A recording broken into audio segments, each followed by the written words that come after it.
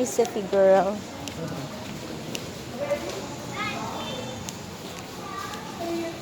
Mix.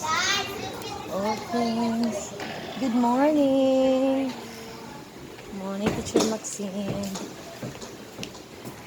Lord, my life. Goodbye po, mga ka-sunshine.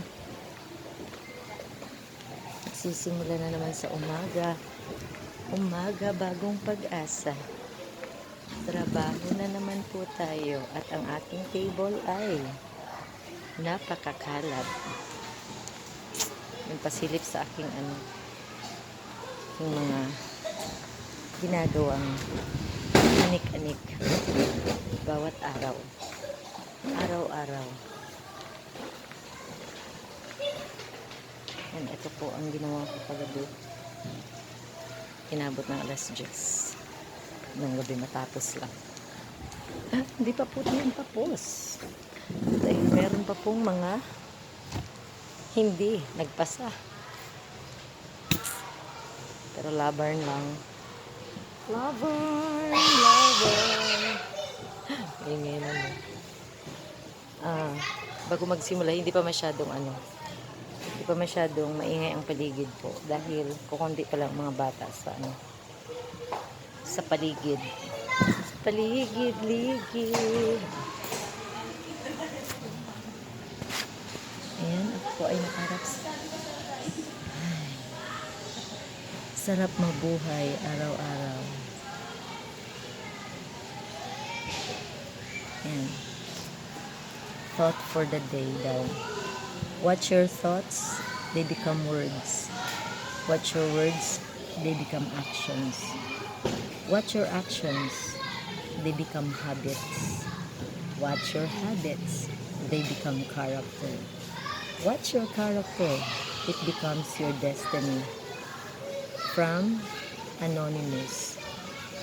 And sinabi sa Ephesians 5:15 Ephesians chapter 5 verses 15 to 16. Be very careful then how you live, not as unwise, but as wise, making the most of every opportunity because the days are evil. So yun ang po mga ka-sunshine. Kailangan sa bawat araw natin na pamumuhay, we should always be wise. May mga bagay na nagkakaroon tayo ng nagsa-sideways tayo, sa side trip tayo, no? Sa ating especially to those who are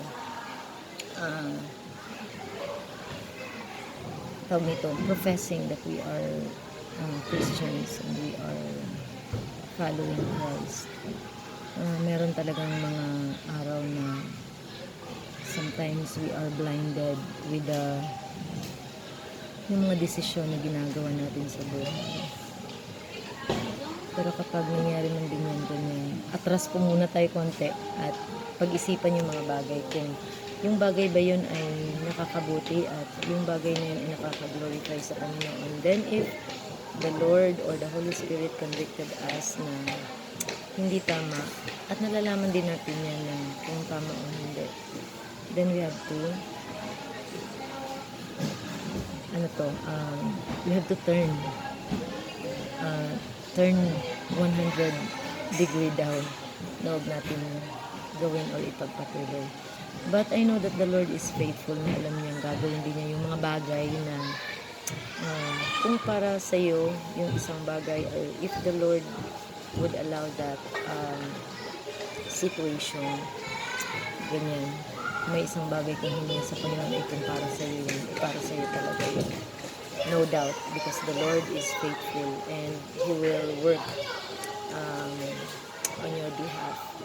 Na iba tayo matatakot dahil ang mga bagay na yan ay bago pa tayo isinilang sa mundong ito ay ginawa na po yan ng Panginoon for us.